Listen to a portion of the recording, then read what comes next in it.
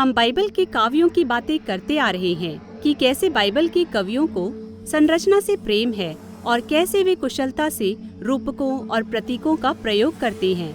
ये कविताएं हमें एक अनुभव में ले जाती है ताकि हम इनमें दिए गए विचारों पर धीरे धीरे और कई दृष्टिकोणों से मनन कर सकें। और बाइबल की कविताओं का सबसे बड़ा संग्रह भजन संहिता में है, तो हम इसी को यहाँ देखेंगे।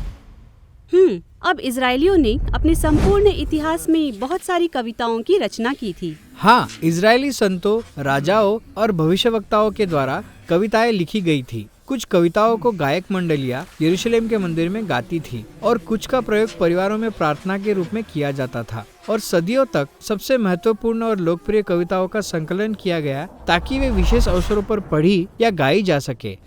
मुझे कविताओं की पुस्तकें पसंद है और अगर एक ही जगह में सबसे महान कविताओं का संग्रह हो तो मैं उन्हें पढ़कर उनमें से अपनी मनपसंद छांट सकती हूँ। लेकिन भजन संहिता इस तरह का संग्रह नहीं है। यहाँ हर कविता को कुशलता से तैयार करके एक विशेष अभिप्राय के साथ उसके स्थान पर रखा गया है ताकि पुस्तक के आरंभ से अंत तक एक कथानक को रचा जा सके। कविताओं के रूप में लिखे गए भजन संपूर्ण बाइबल की कहानी को फिर से सुनाकर आपको एक साहित्यिक मंदिर में आमंत्रित करते हैं। एक साहित्यिक मंदिर? हाँ, क्योंकि पहले पवित्र तंबू और बाद में यरूशलेम का मंदिर ऐसे स्थान थे जहाँ प्राचीन इजरायली लोग परमेश्वर से भेंट करने जाते थे। और जब आप यहाँ पहुँचते थे तो आपको चारों ओर कला और प्रतीक चित्र दिखाई देते थे। आप याजकों को धार्मिक विधियाँ करते हुए देखते थे, आपको गीत और प्रार्थनाएं सुनाई देती थी और सब कुछ इस बात की प्रतीकात्मक घोषणा करते हैं कि आपका परमेश्वर इसी पर्वत से संसार पर राज्य करता है और आप उसके साथ बैठे हैं। तो मंदिर वह स्थान था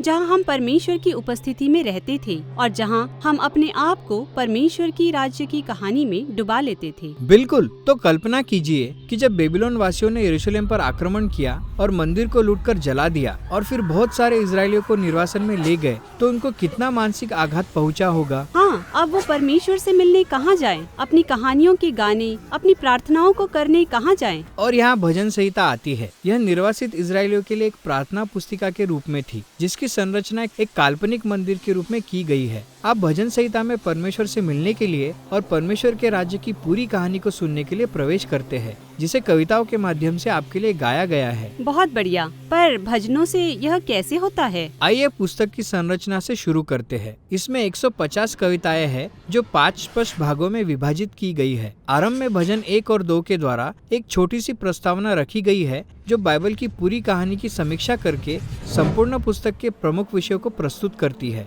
अच्छा। भजन 1 पीछे मुड़कर अदन की वाटिका और उसके जीवन के जल की ओर देखता है। हाँ, परमेश्वर ने मानव जाति को एक वाटिका रूपी मंदिर में रखा था और यहाँ मनुष्य निर्णय करते हैं कि वे भले और बुरे का फैसला अपनी शर्तों पर करेंगे और इसीलिए उन्हें वाटिका से निकाल दिया जाता है। लेकिन पहला भजन एक ऐसे खरे मनुष्य के द्वारा आशा का चित्र खींचता है जो परमेश्वर की उस बुद्धि से प्रसन्न रहता है जिसे तोरह या निर्देश कहा जाता है। यह व्यक्ति वाटिका रूपी मंदिर में जीवन के वृक्ष के समान है। वे अनंत काल तक फलते फूलते हैं क्योंकि वे परमेश्वर के जीवन की नदी में लगाए गए हैं। बहुत सुंदर। पर यह व्यक्ति है कौन? याद कीजिए उत्पत्ति की उस कहानी को जब मानव जाति के मूर्खतापूर्ण विद्रोह के बाद परमेश्वर ने एक प्रतिज्ञा की थी। ओ हाँ, ठीक कहा। भविष्य में एक ऐसा मनुष्य स्त्री के वंश से उत्पन्न होकर आएगा जो बुराई को पराजित करके संसार को फिर से बहाल कर देगा। और भजन 2 इसी विषय में है। परमेश्वर की प्रतिज्ञा थी कि दाऊद के वंश में एक राजा आएगा, वह परमेश्वर का पुत्र और मसीह कहलाया जाएगा।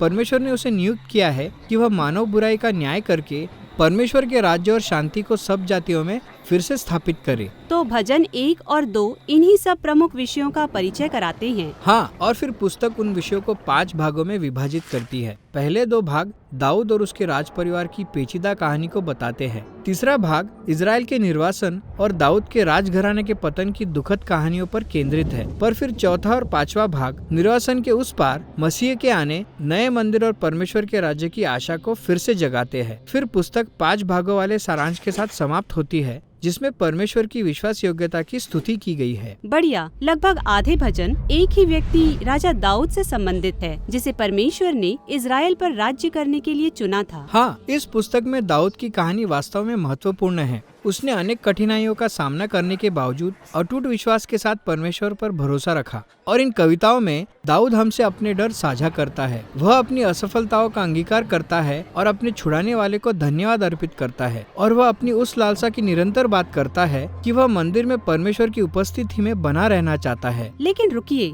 दाऊद तो मंदिर बनने के पहले था। बिल्कुल सही। यह चित्र जिसमें दाऊद परमेश्वर के राज्य की और भविष्य में एक मंदिर की आशा करता और उसके लिए प्रार्थना करता है, उस आशा से मिलता जुलता है जो निर्वासन के बाद पीढ़ियों की थी। और इसीलिए दाऊद की प्रार्थनाएं उनकी अपनी प्रार्थनाएं बन सकती थी। दाऊद एक प्रार्थना प्रशिक्षक के समान है जो हमें शब्द देकर सिखाता है कि प्रार्थना कैसे करें और कैसे अच्छे और बुरे समय में परमेश्वर की उपस्थिति का अनुभव करें। बिल्कुल सही। 73 कविताएं दाऊद से संबंधित है, पर शेष कविताओं में से अधिकांश उसके बाद की पीढ़ियों के कवियों की है, जिन्होंने दाऊद के समान प्रार्थना करना और आशा रखना सीख लिया था। और इसका परिणाम भजन संहिता के रूप में है, जिसकी संरचना सब पीढ़ियों के लोगों के लिए एक काल्पनिक मंदिर के रूप में की गई है। हाँ, यह एक ऐसी पुस्तक नहीं है जिसे आप एक बार पढ़कर रख दें। हाँ, इसे इस तरह से तैयार किया गया है कि आप जीवन भर इसे बार बार पढ़ते रहे और इस पर मनन करें। इन प्रार्थनाओं, विलाप गीतों और स्तुति गीतों का यही उद्देश्य है कि वे हमारे अपने बन जाए। ये कविताएं उन निर्वासित लोगों के लिए है जो इस संसार में परमेश्वर की बुद्धि के द्वारा जीना सीख रहे हैं और परमेश्वर के न्याय को खोज रहे हैं और यह आशा रखते हैं कि मसीह और परमेश्वर का राज्य आने वाला है।